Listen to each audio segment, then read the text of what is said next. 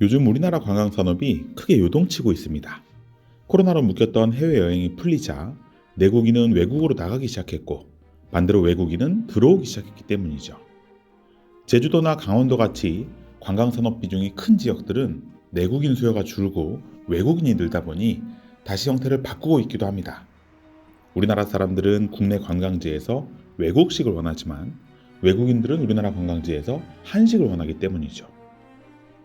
꼭 내외국인 구분이 아니더라도 우리나라 각 지자체에서는 외부인 유치에 열을 올립니다. 지방에서 수도권으로 이주하는 것을 막을 수 없으니 거주 인구는 감소하더라도 외부인이 우리 지역으로 와서 머물고 먹고 소비해 주길 바라기 때문입니다. 그래서 역사문화 자원을 개발하거나 축제나 대회를 개최하거나 또는 먹거리를 개발하고 여가 오락시설을 늘리는 전략들을 선택하고 있죠. 그런데 잠깐 우리가 어디 여행 간다고 하면 어떤 준비들을 하는지 생각해 볼까요? 우선 여행자의 구성원과 수에 따라 여행지를 대략적으로 정합니다. 그 다음으로는 일정에 따라 숙소를 예약하죠. 그러고 나서 교통수단을 선택하고 필요한 경우 예약을 합니다.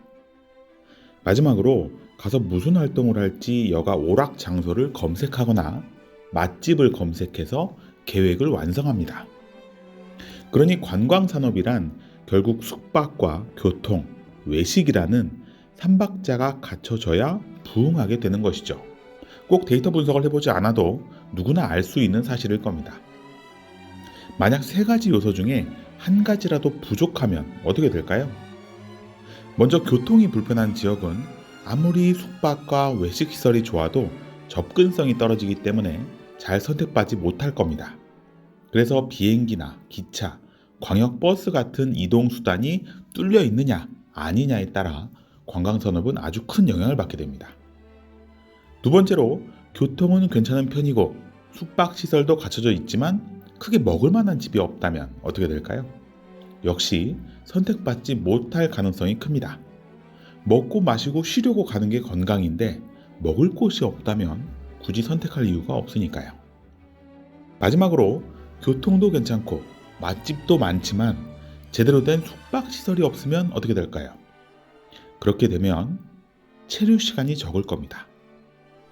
21년 유튜브를 시작했을 때 국내 관광 성장 지역 탑 10 콘텐츠에서 그런 얘기를 한 적이 있었는데요. 좋은 경치는 여행객을 10분 잡아두고 맛집은 1시간 잡아두고 좋은 숙소는 이틀을 잡아둘 수 있다고요. 그러니 숙소가 부실한데 맛집만 있는 지역은 잠깐 와서 밥만 먹고 다른 장소로 이동하는 경유지가 될 가능성이 높습니다. 일정 시간 이상 머물면서 여기저기 돈을 써줘야 되는데 다양한 연계 소비를 촉진하기 힘들죠. 대표적으로 전주 같은 지역이 이런 문제를 안고 있습니다. 오늘 찾은 곳은 상권이라기보다는 하나의 숙박시설인데요.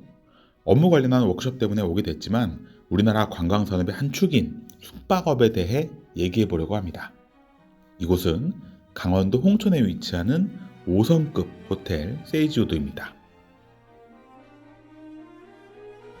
우리가 흔히 호텔이라고 하면 일정 규모가 되는 모텔보다는 조금 더 고급스러운 조식을 먹을 수 있는 숙박업소 정도의 이미지를 떠올릴 겁니다. 딱히 호텔과 모텔이 무슨 차이인지, 리조트나 콘도와 뭐가 다른지 알고 싶지 않죠. 또 5성급 호텔이 좋은 건 알겠는데 4성급보다는 뭐가 좋은지, 3성, 2성, 1성급으로 가면 무슨 차이가 있는지 굳이 알 필요도 없습니다. 그냥 숙박료가 얼마인지가 관심사죠.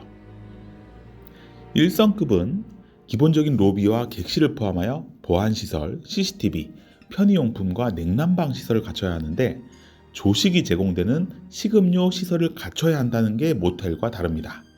아침에 토스트와 우유 정도 주면서 1성급이라고 써진 호텔들이 꽤 있죠. 2성급은 1성급과 기준은 같지만 요구되는 점수가 더 높습니다.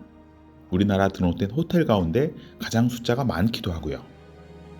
3성급은 호텔 운영을 위한 전산 시스템이 있어야 하고 종사원의 교육 과정이 필수입니다. 여기에 연회장, 체력 단련장, 수영장, 사우나, 스파 같은 부대 시설이 평가 항목에 추가되죠.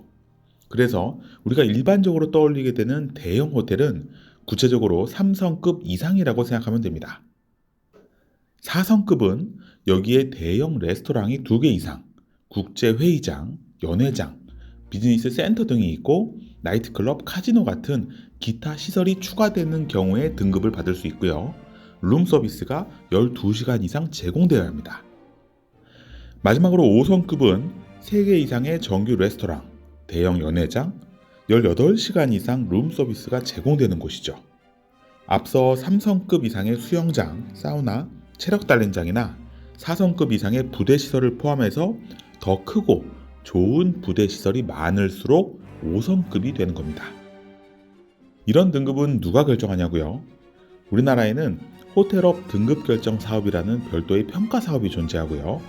한국관광협회 중앙회 호텔업 등급관리국이라는 곳에서 제주를 제외한 지역의 등급을 결정하고 제주는 전통적으로 제주특별자치도 관광협회라는 곳에서 등급을 평가합니다. 구체적으로 어떤 평가 항목에 어떻게 배점이 매겨지는지는 알 수 없지만 가장 수가 많은 관광 호텔업의 경우에는 현장평가, 불시평가, 암행평가까지 합산되어 통과해야만 4성과 5성급을 받을 수 있는 걸 보면 아무 호텔이나 4, 5성급을 받는 것은 아닐 것을 예상할 수 있습니다. 이렇게 등급을 부여받은 호텔은 국내에 794개가 있는데요. 등급에 관계없이 호텔 수가 가장 많은 곳은 서울이 250개, 전국 호텔의 31.5%를 차지하고 있습니다. 이어서 제주 104개, 13.1%, 부산 86개, 10.8%, 경기 79개, 9.9%의 비율이죠. 반면 세종, 충남, 충북, 대전, 광주 순으로 호텔 수가 적습니다. 앞서 언급한 대로 관광산업이 잘 발달하지 않는 이유가 호텔이 적기 때문으로 풀이할 수도 있죠. 이번에는 지역에 상관없이 등급별로 살펴보니 1성급은 86개로 전체 호텔의 10.8%를 차지했고요. 2성급이 269개, 33.9%로 가장 많았습니다. 3성급은 228개, 28.7%였고요. 4성급이 126개, 15.9%, 5성급은 85개, 10.7%에 불과했습니다. 그 많은 숙박업소 중에서도 5성급으로 지정받은 호텔은 전국에 85개뿐이라는 거죠. 5성급 호텔에 머물렀다는 게 특별한 경험이라는 의미이기도 합니다. 전체 호텔 중에 5성급 비율이 가장 높은 건 21개 5성급을 보유한 제주가 20.2%로 가장 높았고요. 서울이 34개, 13.6%, 인천이 7개, 13.5%, 강원이 5개, 11.6% 순이었습니다. 4성급까지 더하면 강원이 39.5%로 1위, 제주가 34.6%로 2위, 서울이 32%로 3위를 차지하고 있죠. 확실히 국제도시 또 관광도시가 되려면 호텔의 위상이 필요하다는 의미로 해석할 수도 있을 것 같습니다. 반면 경남, 광주, 전북, 충남, 충북은 5성급 호텔이 없고 울산과 전남이 1개, 경북과 대구가 2개에 머물고 있고 경기도도 전체 호텔 수에 비해서는 5성급이 3개밖에 되지 않는 현황을 보이고 있습니다. 관광산업을 발달시키겠다는 대단한 결의에 비해서는 숙박업에 대한 관심과 투자, 등급 획득과 유지에 소홀했다는 의미죠. 숙박업은 며칠간 여행객을 머물게 하는 효과 때문에 관광산업에서는 가장 기초적으로 갖춰야 하는 분야입니다. 이 숙박시설을 근거지로 주변 외식업이나 소매업, 오락 서비스업 등으로 확산되기 때문에 단순히 숙박시설의 매출액뿐만 아니라 지역 전체적인 경제 파급 효과도 가지고 있고요. 코로나 기간 여수가 갑자기 성장한 것이나 제주, 강원 지역이 어려운 환경에서도 버틸 수 있었던 힘이 리조트, 콘도, 호텔에 있었다고 해도 과언은 아닐 겁니다. 결론입니다. 오늘 하고 싶은 얘기는 이런 건데요. 어떤 분야를 살리고 싶고 투자하고 싶다면 순서를 생각해야 하고 조합을 생각해야 됩니다. 축제만 만든다고 관광산업이 크지 않는다는 거죠. 축제에 온 관광객들이 먹고 마시고 놀고 쉴 수 있는 공간이 있어야 축제도 살아나는 겁니다.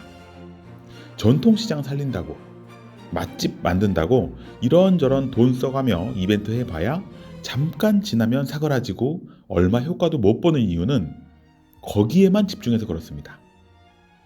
연계가 중요하고 믹스가 중요하다는 거죠.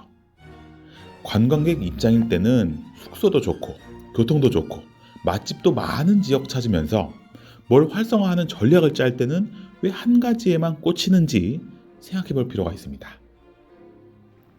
관광산업이 요동을 치면서 시장이 재편되고 있는 이때 똑똑한 전략들이 많이 만들어져서 매력적인 지역 상권들이 많아지길 기대합니다. 상권 읽어주는 남자 주실장이었습니다. 좋아요, 댓글, 구독, 알림 설정.